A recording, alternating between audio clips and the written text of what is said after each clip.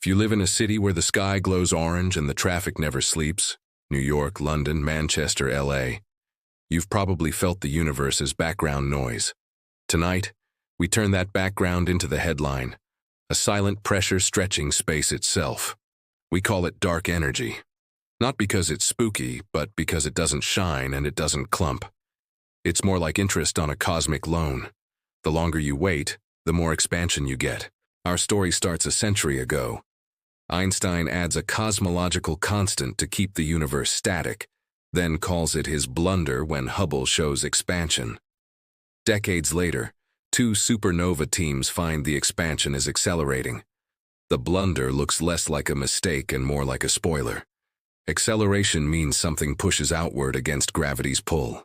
If gravity is the seatbelt, dark energy is a patient foot on the gas. Weak, gentle, relentless. But you can't open a jar of dark energy in a lab, so we map it indirectly by watching how space expands and how structures grow. Think of it as weather forecasting for a universe-sized atmosphere.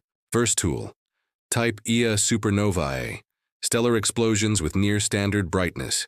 Measure how bright they look, infer distance, compare to redshift, and you have expansion history. The surprise: distant supernovae were dimmer than expected, meaning space stretched more than our vanilla models predicted. Second tool, baryon acoustic oscillations, subtle ripples frozen in the distribution of galaxies. This standard ruler lets us measure cosmic distances with geometric calm, like using a tape measure that the universe kindly left behind. Third tool, weak gravitational lensing, cosmic shear. Light from far galaxies is minutely distorted by foreground mass. Mapping these shears across the sky tells us how matter clumps, and dark energy's pressure affects that clumping rate. Fourth, redshift-space distortions. Galaxies fall into gravity wells, adding peculiar velocities to their redshifts. The pattern they make in 3D maps reveals how fast structures grow, another direct line to dark energy's personality. And then there are galaxy clusters. Count how many form at different eras, and you learn how quickly matter collapses under gravity. If dark energy pushes too hard, big clusters show up late and fewer. Each probe has its own quirks: dust, calibration, selection bias. The trick is not to trust any single instrument, data set, or method. Real confidence comes when different rulers and clocks point to the same answer. So what is dark energy? The conservative option is Einstein's cosmological constant, L, a constant energy density filling space. Elegant, simple, stubbornly hard to explain physically. Why that value? Why not zero? Why not much larger? Another camp explores quintessence, a slowly rolling field that changes with time. If L is cruise control, quintessence is a gentle foot that can speed up or ease off. Its signature would be a changing equation of state parameter, WT. Some try a different direction. Maybe gravity itself changes on vast scales. Modified gravity models tweak how spacetime responds to mass. The challenge: match all the small-scale tests we already pass while explaining cosmic acceleration. Screening mechanisms, chameleon, Einstein, symmetron, are clever ways to hide modifications in the solar system, but reveal them on megaparsec scales. If it sounds like spy fiction, welcome to modern cosmology. Mapping dark energy means measuring two things, precisely and separately: the expansion history, how distances grow, and the growth history, how structures clump. If both line up under general relativity, L wins the day.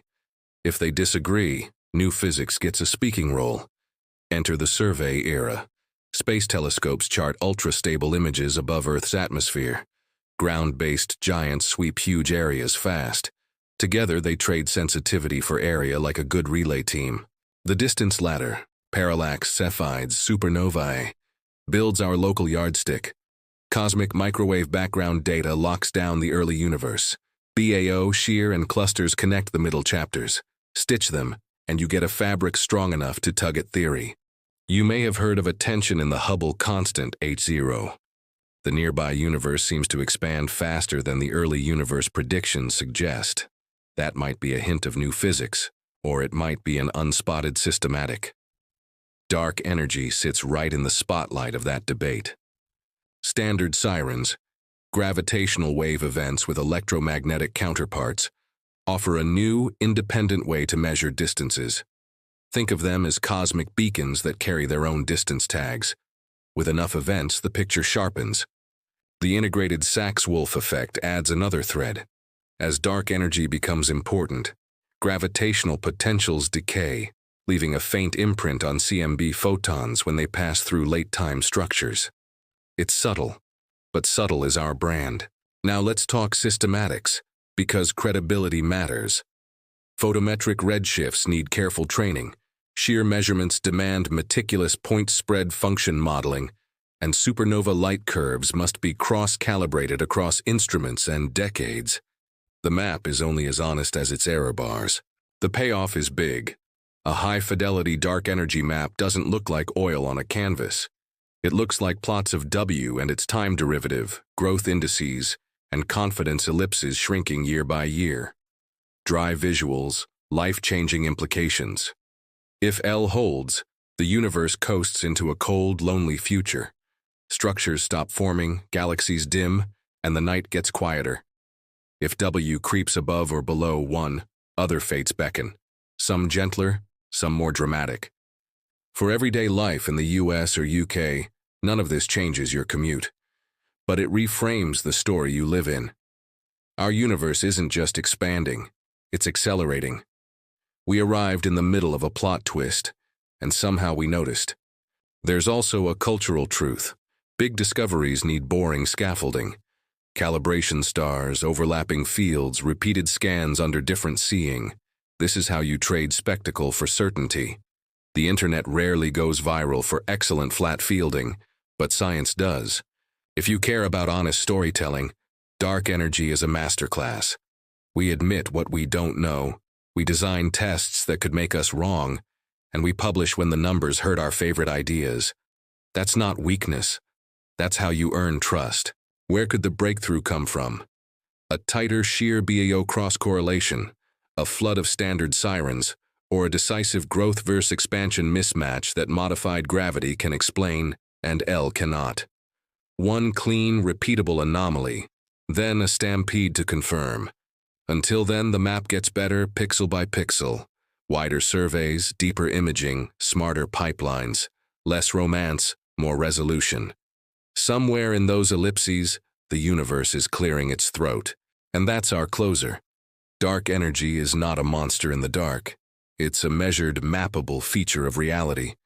We can't bottle it, but we can chart it. Keep watching the sky's quiet mathematics with us. The next percentage point of precision might rewrite the last chapter.